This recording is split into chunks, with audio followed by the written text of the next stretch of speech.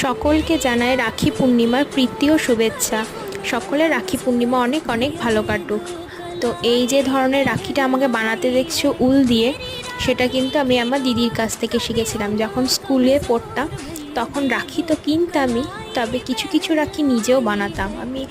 আরও দু তিন রকমের রাখি দিদির কাছ থেকেই শিখেছি, সেটাও তোমাদের সাথে আমি নিশ্চয়ই শেয়ার করব। তো আমার এই সমস্ত কাজ যদি তোমাদের ভালো লাগে তো আমার পাশে থেকেও লাইক শেয়ার সাবস্ক্রাইব করে। তো চলো বানিয়ে নেওয়া যাক। আর যারা এই সমস্ত রাখি বানিয়ে ভাই বা দাদাদেরকে পরাও, তারা তো জানবে নিজে হাতে যেমনই হোক না কেন নিজের তৈরি জিনিস দিতে কতটা ভালো লাগে।